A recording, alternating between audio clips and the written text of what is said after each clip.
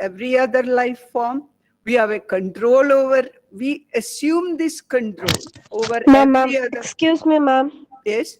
Ma'am, there are a lot of my friends who did not join because the link is not allowing them. They are unable to join.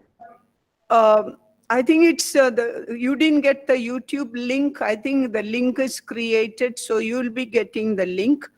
I will ask the technical person to send the link to those people. If you have it, please send it. Okay, so I continue. As I said, we have, the human beings have assumed certain authority over the rest of the life forms. Okay, so that was the problem. That's perfectly okay if we have assumed the responsibility also. That means we are sharing. Every uh, ecosystem has a food chain also, whether it is land-based or water-based or forest ecosystem, because they have that situation, that surrounding, where there is a food chain where they live and let live. And they share themselves for the survival of the others. Whereas we human beings, what we are doing is, we are sharing from everybody's ecosystem. We collect from the forest, we collect from the oceans and the rivers, we collect from the land. Okay, in fact, there are other people also need to share. And I don't mean to say people, other life forms, okay? So we are grabbing from everybody's food chain. So we have to, along with assuming the authority, we also have to share the responsibility of taking care, protecting, because you and I know we are the people, we humans are the people who are polluting and destroying and doing harm. No other life form does it. Okay, so we have to have awareness. First of all, people are not even aware that we are doing it. And now the things have gone to that extreme. We know there are ever so many conferences happening, local level, national level, international level. The world leaders are meeting here and there just to find a way out, to stop, to control the situation of climate change. Climate change is a reality. So before we discuss the climate change, that means what we are living through, what we are observing in the form of extreme heat, extreme cold, and then in the form of forest fires, cyclonic impact, flooding, okay, drought, famine, diseases. So that means these are all consequences of degradation that we have caused. So that means we have to analyze where we have gone wrong. What exactly? What? Hello, please mute yourself. Excuse me, please. Whoever is talking or disturbing, please mute yourself. Okay. So in this connection, for those of you who missed out, we have analyzed in general what pollution is, and then we have categorized into air pollution, water pollution, and land pollution or soil pollution. So we said we will pick up one by one. And the last time class, we discussed the air pollution. Every pollution will be discussed from three aspects we will discuss. That is the causes, the impacts, and the remedial measures. So we have already discussed the causes, and then we also have discussed some of the consequences. And the last three, which are very, very important, which we are exposed to in our day-to-day life more than ever. These, I said, today we will discuss. In that connection, I'm sure you can see this slide. And then I wanted to talk about, it will be advisable if you have a book and a pen and note down certain things. Otherwise, we'll just go from your head, and you have to know exactly what is greenhouse effect. Greenhouse effect. Okay, so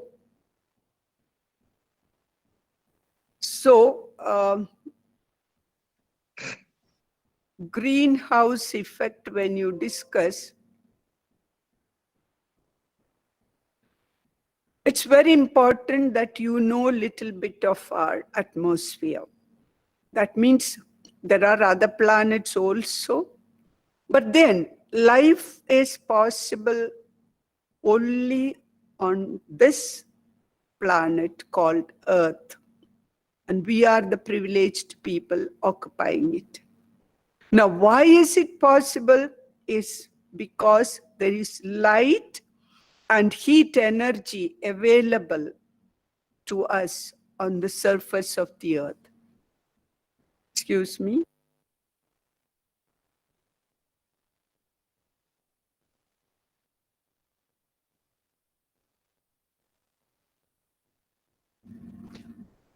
Okay, so you want, because of this right amount of heat and the heat energy and the light from the sun, it's possible for life forms to survive on the face of the Earth. Right? There are 10 layers in the atmosphere of the Earth. These 10 layers do regulate the heat and the light energy of the sun. Because of this regulated reception on the surface of, in the atmosphere, we are able to survive. Otherwise, as I said, without this light and the heat energy, the surface, the Earth's surface would have been -20. So we need this energy, we need this sunlight to survive, for the plants to grow, for any life form to survive. So these 10 layers regulate. Just a minute.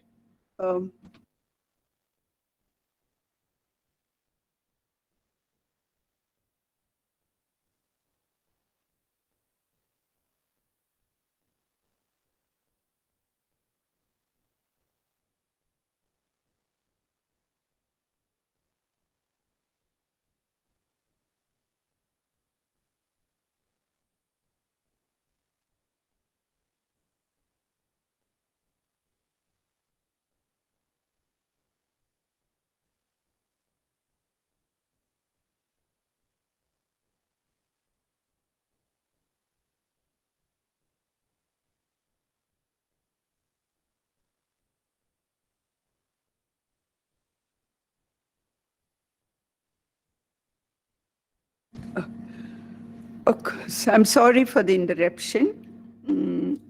Like, as I said, you are going to write down the definition of greenhouse effect.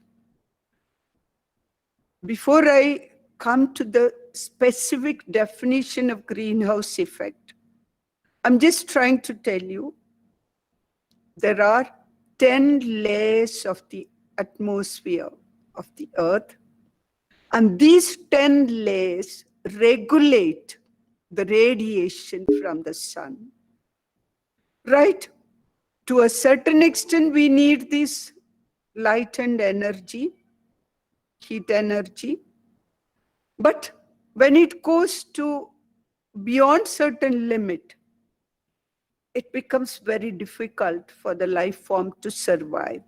The impact, the consequence is harmful. Now, it's very important. As I said, these different layers are very, very important. We have heard of ozone layer, which is a shield. It's like an umbrella. Okay, because these UV rays and ultraviolet rays, which are very, very harmful, as well as many other harmful rays, okay, which need to be regulated. So, in fact, they come in, but infrared rays are to be reflected back. But at the same time, last time when I was talking about the presence of air pollutants, due to the presence of certain air pollutants, I had listed carbon dioxide, methane, CFCs, water vapor. These four in particular can trap these rays in the atmosphere of the earth. When this heat is trapped in the atmosphere of the earth, where we move and live, it increases the temperature, trapping. See, to give you a simple example, if you are in a room, closing all the windows and doors, and then, of course, without AC, that means you are not conditioning the air within. After some time, you feel warm. Why? Because we have produced lots of carbon dioxide, and then that heat is trapped within. So, another example, when you go to a coastal region like Mangalore, Goa, or Kerala, you feel the heat is too much because the humidity is more there. Because there are lots of water vapor or molecule in the atmosphere, which traps the heat energy. So that's this phenomenon of trapping the sun's heat energy in the atmosphere of the earth, by which the temperature increases. This phenomenon we call as greenhouse effect. If you want to note down, please do it. It's a phenomenon of trapping the heat energy of the sun in the atmosphere of the earth due to the presence of certain air pollutants like carbon dioxide, methane, CFCs, and water vapor. This phenomenon is termed as greenhouse effect. These gases, these pollutants, specifically which causes greenhouse effect, these pollutants which traps the heat in the atmosphere without preventing it from reflecting, these gases we call as greenhouse gases. I suppose you have some idea about greenhouse effect and greenhouse gases. The name sounds really funny because you may wonder why the term greenhouse effect.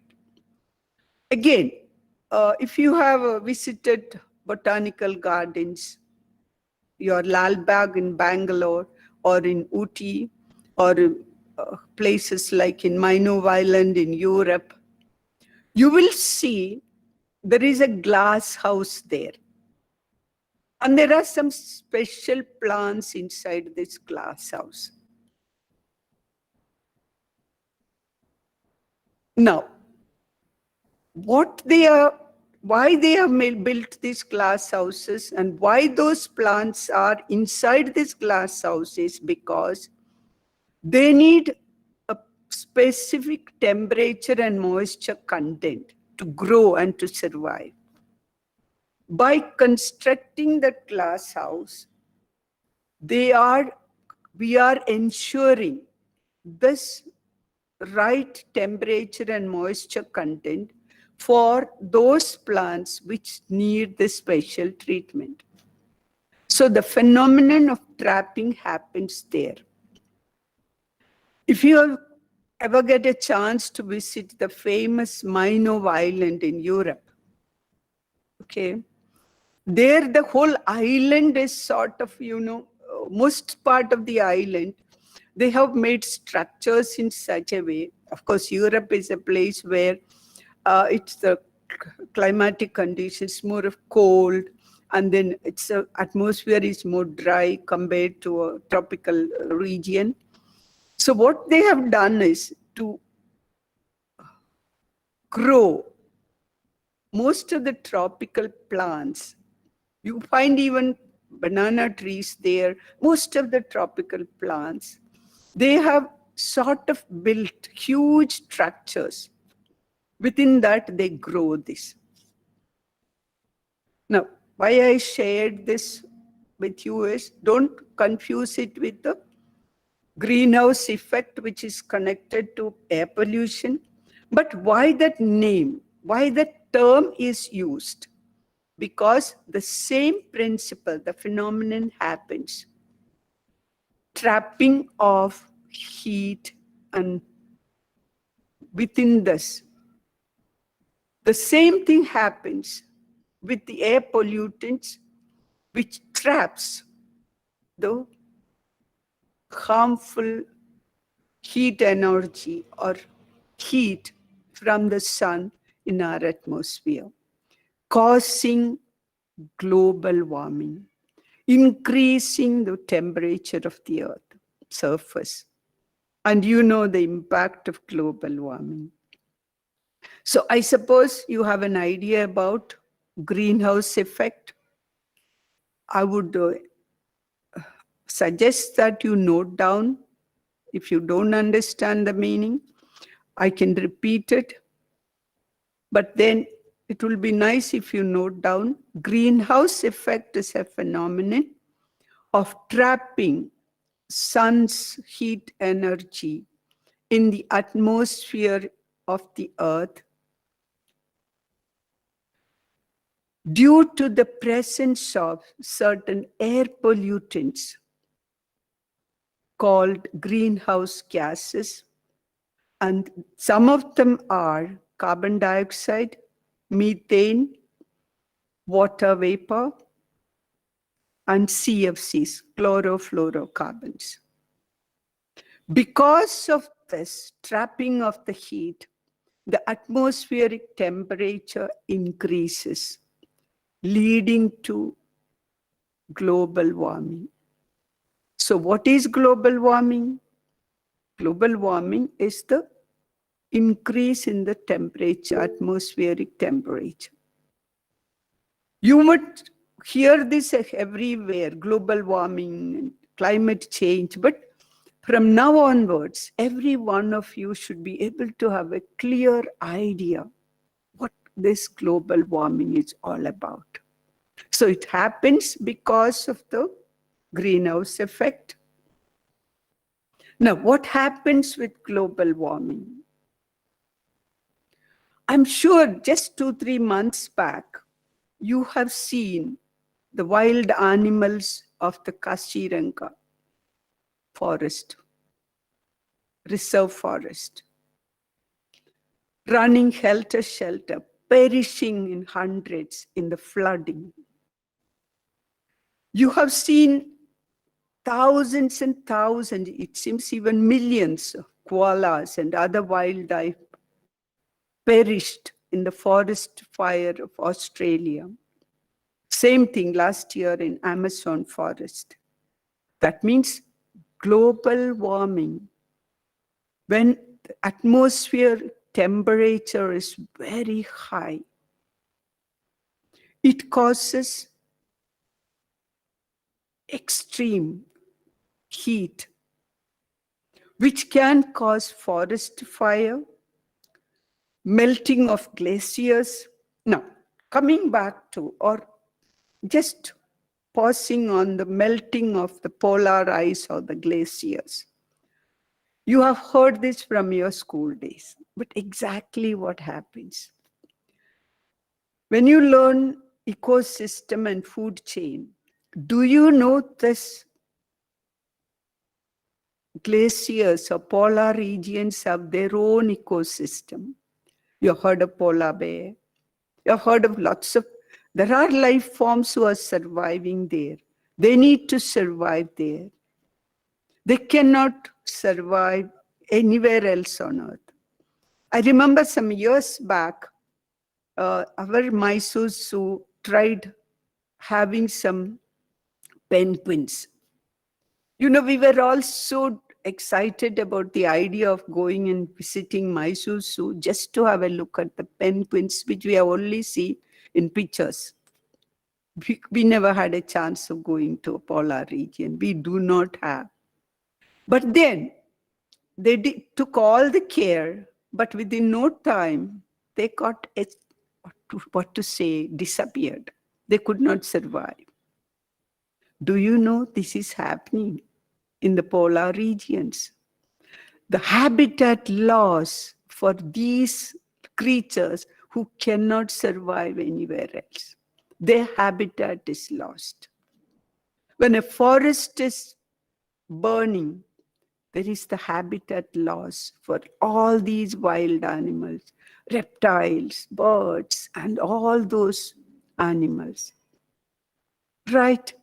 So, when the glaciers melt, the first consequence is the habitat loss for those life forms who cannot survive elsewhere.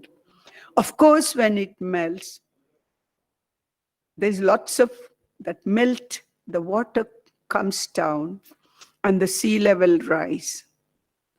Okay, when the sea level rise, lots of low-lying islands get submerged. Number of low-lying.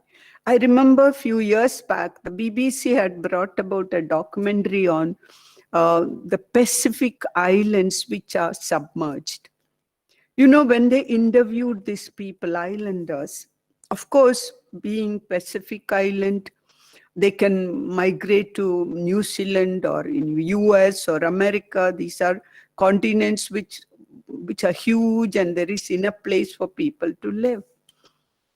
But you know what they were crying and sharing? They said, we islanders have our own culture, our own festival, our own food habits. When we have to migrate, leave this, because our homes are going under, we are losing all these. We are getting scattered.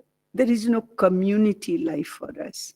We can survive elsewhere, but what happens to our culture, our community feeling, our sense of belonging to our own place? Please know, my young friends, it's a reality. Number of Maldivian islands are going down. You know, this is what happens. You have studied like a parrot, you have even written in the exam, glaciers melt, polar ice melt. Go beyond that. What is the consequence? The human misery caused, the misery caused, the threat perspective for the animals, the wild animals, and for human beings is untold. We don't see it. Most of us, I suppose, are living in a land where we are not directly threatened by all these. So, but there are other people on the same biosphere who are threatened. The very survival is threatened. So, when you say global warming and its impact, it's a serious issue. The same thing, there is drought. You have seen, because of drought, people do not have water for drinking. People need water, right? You can, In the campus I saw the other day, they have written and kept near the water facility. You can survive without love, but you cannot survive without water. Water we need. We, I mean, the whole lot of life forms, not just the humans. The Excuse me, ma'am. famine, these are realities today. And the most serious consequence is climate change. So, greenhouse Excuse me, ma'am. effect, yes? Any question? You have any questions? I've just mentioned about greenhouse effect, and I said, as a consequence, there is global warming. And what happens with global warming? Do you have any doubts or any clarifications required? Uh, if you do not have, I proceed. That I suppose everything is clear. Okay. Then global warming causes or leads to climate change. Here again, climate change is for real, as I mentioned. Climate change is a serious consequence. Now, what is climate change? If you want to write down, you can do that. Climate change is nothing but erratic climatic conditions. Erratic climatic conditions. Erratic means, that means there is nothing systematic, nothing unpredictable it becomes. See, there are situations 2 years back in summer months, New York had snow. Sometimes in winter, there is no snow at all. And then extreme climatic conditions will include unseasonal rain, and that too unseasonal heavy rains. Extreme temperature, extreme heat, and extreme cold. This is again erratic climatic conditions. Now, people see, our great grandparents and all that, they were completely depending on the agricultural produce which they produce from the land. They were completely depending on nature for their survival. Even today, there are people who are in the tribal belt. They completely depend on nature for their survival. Whatever they get, what they can produce from nature, they have to survive on that. But all the predictions go haywire. All the predictions.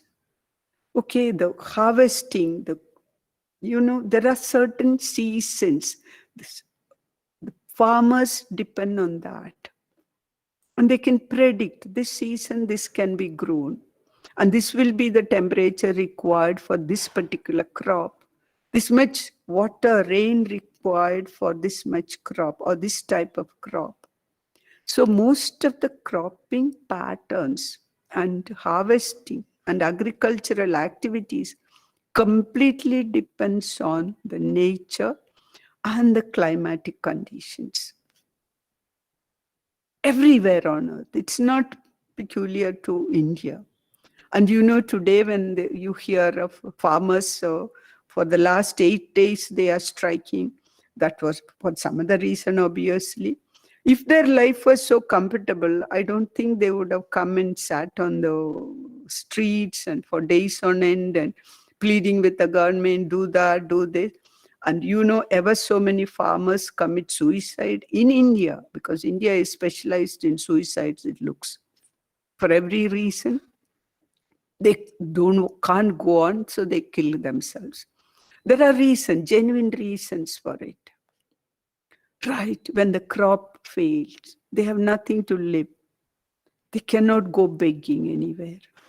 So all this is because of erratic climatic conditions. They say the nature has failed, but nature never fails. What we have put in the air, what we have contributed, we are facing the consequences. So, we have, again, erratic climatic conditions. I only mentioned about too cold, too hot, unseasonal rains, flooding. And then, along with that, destruction of habitat, not only for wild animals, even for human beings. Right? Now, as I mentioned in the beginning, there are ever so many conferences that is taking place. Ever so many conferences. People are discussing, spending money and precious time to find a way out. But then, ultimately, you may wonder what you and I are sitting with this and spending this time discussing it. Whatever anybody may discuss in the international level or national level or local level, if I as a person do not take the responsibility, nothing will happen. Nothing will happen. If I'm not in it, most of the time when I ask the students, they'll say, the government has to do this. The authorities have to do this. What can I do? Oh yeah, I'm just an individual. But then a journey of 1,000 steps start with the first step. And we need to take that first step. Forget about all these, technical things you have learned about. Greenhouse effect, global warming, climate change. These are become so common, people simply overlook and go ahead. Let's come back to our responsibility. My contribution, you can tell, my contribution towards this misery of others. How you can do something about it. That's why we have included this subject as a foundation course in your graduate level. Because you have been studying this from your school days. Why? Because from an early age, the authorities thought we have to imbibe the people, young people, adults, the responsibility of taking care of nature. When I talk about nature, you don't have to a forest looking for nature. It is just the surrounding. How responsible you are just to contribute and to contribute to prevent this destruction, which is happening in wholesale somewhere else in the form of forest fire and flooding and all that. But from our own simple ways, from our own day-to-day life, we are contributing. So there are 4 important catchy words. The 4 capital R. Can somebody tell me what does this capital R stand for? 4. Reduce, recycle, and reuse. So you said 3. Recycle, reuse, reduce. The first one is more important. As far as our daily life is concerned, all the 3 are wonderful. Good answer. Very good. Okay, we have to reduce as much as possible the consumerism. The word consumerism. I think there are certain catchy words which we have to keep on analyzing. Consumerism. That means to reduce, to deal with reduce, we have to analyze what is consumerism. It's not the commercial word I'm talking about in relation to environmental protection.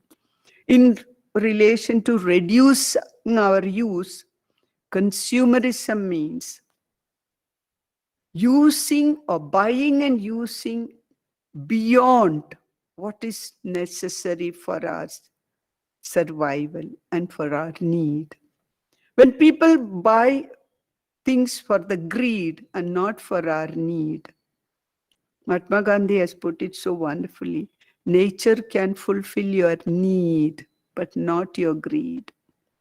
Each one has got, most of the time we feel if you are going to a shop, especially with this supermarket, they have a way of playing on our psyche, especially that craze for things.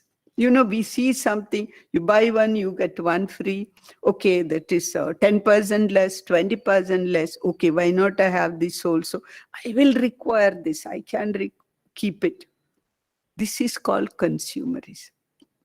If you're going to a standalone shop, you go with your list. I need this, I need this, I need this. And the shop fellow picks it up and gives it to you. Whereas you go to a supermarket, you just go there, hang around and look at things. Yeah, I can have this. And they make it more tempting by offering, what to say, various rebates. That is consumerism. That means buying and using things, material goods, beyond, more than what is required, more than what is necessary, more than your need. Right. And it was a very good time during the lockdown, especially in the beginning. From March 23rd, we had the lockdown. People didn't get out with the vehicle. They didn't use the vehicle. They,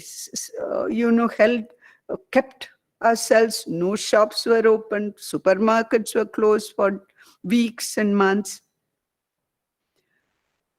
Everybody said, my God, the birds are there chirping and happy. And then, our money is safe in our bank and we learn to use what we have.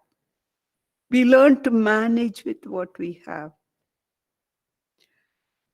I think it's the way of nature to make you aware you can also manage without all that. You can also manage with what you have for some more time. Okay, one of you, I don't know your name, you said reduce the use.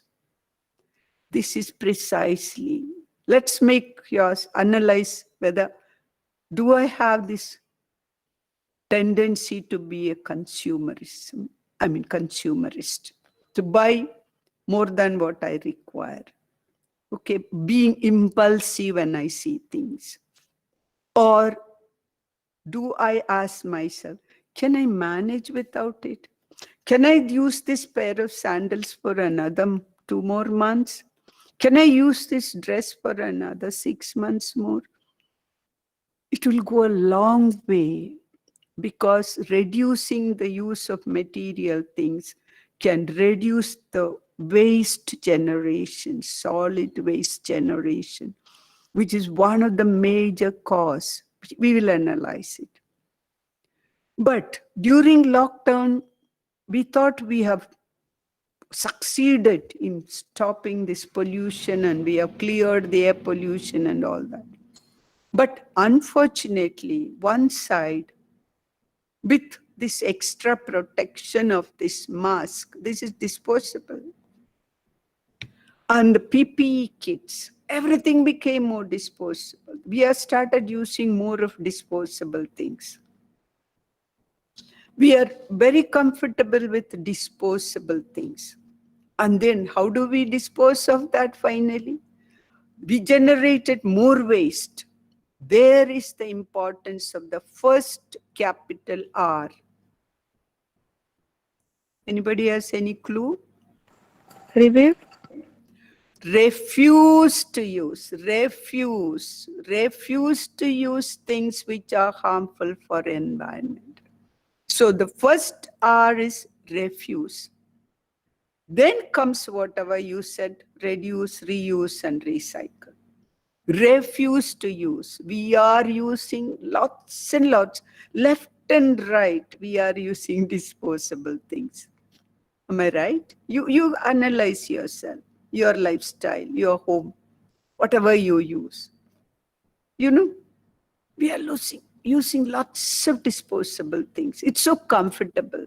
People used to use, you know, towels and hankies and wash and use again. Now all tissues, lots of paper, so much of waste. I don't want to list the disposable things. You yourself know how many things are being used. Use and throw, use and throw, use and throw. We have got a different culture altogether now. I call this age as disposable age, right? Even in our mindset, it has got into, in human relationship, it has become, crept into. But let's not worry about that now. We are talking about environment and how to protect it. And then in this connection, the capital R, refuse to use things which are harmful for the earth. You will have to analyze it. I cannot give you suggestion. There are ever so many things which you use. Can I manage with something else? Can I manage with something which are more environmental friendly? Why should you do it? Because I want to live another 80 years healthy and happy. I don't want to add to this. Somewhere we want to reduce. Somewhere we want to reduce the consequence of or the negative impact of climate change. And it has to start from me. Not they do it, let the government, forget about anybody else. What can I do? I said, refuse to use. I can refuse to use things which are doing harm to environment, which adds to the solid waste, which adds to so many things. For example, I know during our celebrations, if you remember, one of the major causes for air pollution is bursting of fireworks. And then that immediately lives into the air, atmosphere, toxic gases, fumes, highly toxic, which are not even disintegrable, they say, which remains there in the atmosphere. How many people take a decision? I know there are some do. I refuse to have a celebration with fireworks. I know there are a number of people today take a decision. I refuse to contribute. I refuse to celebrate with this. I don't think they have sat through environmental studies classes, but they are people, right-thinking people. They feel, I want to reduce. Okay, so refuse to use certain things. One example is your disposable goods. How much can you reduce? But there are some people say, I refuse to use them, especially fireworks and all these extra celebrations with serial lights. Today we see any function, even a birthday, people have to eliminate. Do you know the impact of that? It has got a very serious consequence. Can we not manage without it? Can we not manage? That is precisely what I am trying to tell you, young people. It is you who have to take the decision. If your father says, hey, let's not buy that, you will say, oh, he doesn't want to spend money on it. He doesn't want to have this. If your mother say, okay, you manage with this dress for another 6 months, I'll get you a dress for your birthday or pair of new dress or sandals. Immediately you'll say, my mother doesn't love me, or my father doesn't want to spend money. But from now onwards, for the sake of making your future life healthy and happy, We need to protect the atmosphere. We need to have clean air. We need to have clean environment. It has to start from you, I. Okay, so refuse to use things. I gave 2 examples. One was celebrations with all these harmful things. Our day-to-day life, we use lots of disposable things. Let's, for the sake of clean air and clean environment, just refuse to use certain of those things. Then comes reduce. So many things you can reduce. As I said, your personal care products. Personal care products. You just look into your room where you have stored all these shelf. Can I manage or can I reduce some of them? Do I need all those things? Just go into your personal care products. Then comes, how many things can I reuse? Can I extend the use for some more time? These are all individual responsibility. Now, the least is recycle. As I said, the most developed countries with the most developed technology, whether it is Europe or US, they have not succeeded in recycling things 100%. As I mentioned last time, they were showing a video of France, how they are trying. They have at least started collecting electronic waste, and they are improving the technology to deal with electronic waste. India is nowhere. So let's not concentrate on that recycling, process now. But at least what you can do is, instead of mixing all the waste, the wet waste and the dry waste and the electronic waste, start from your own home situation. Please do separate it and hand over. Please don't mix it all together. It's gone from my house and it's cleared from my house. Let anybody take care of it. There's no one to take care of it if you have not taken care of it. So as far as recycling is concerned, this is something which you can do. I think I've given some idea as to how to deal with this huge problem of climate change, global warming, air pollution. Everything comes back to me. I can do something about it, my level.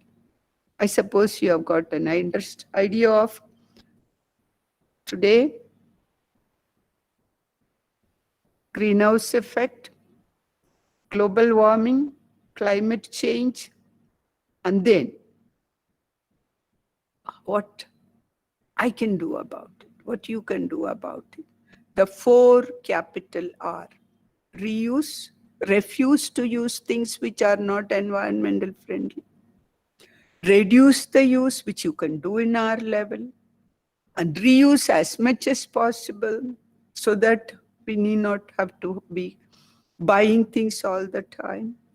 And then, as far as recycling is concerned, at least segregate the waste.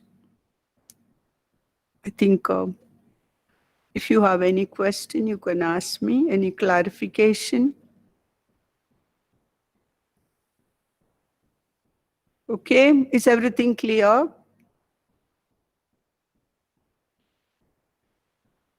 Hello? Is everything clear? Yes, ma'am. Yes, ma'am. No doubts, no clarifications.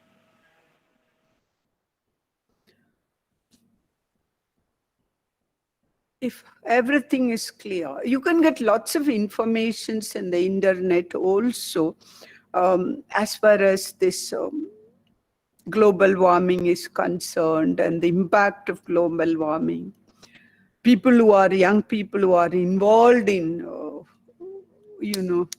contributing to the protection of environment? What are the various conferences that is happening? What are the deliberations these world leaders are taken and then happening there? And but end of the day, my objective is to make each one of you aware of my responsibility, your responsibility in handling the situation, in reducing the negative impact for all the life forms. You know, it is so sad to see the birds and animals getting extinct. They have a right to live. Poor people have a right to live. They are the ones who suffer most when there is erratic climatic conditions. This earth belongs to everyone.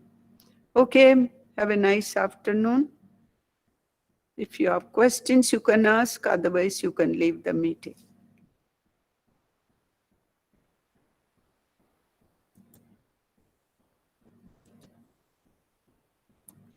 Hello? Thank you, ma'am. Thanks. Thank you, ma'am. Thank you, ma'am. Thank you, ma'am. Thank you, ma'am. Thank you, ma'am. Okay. Have a nice afternoon. Thank you, ma'am. So we meet next week. Everything goes well. Thank you, ma'am. Okay, bye-bye. Bye.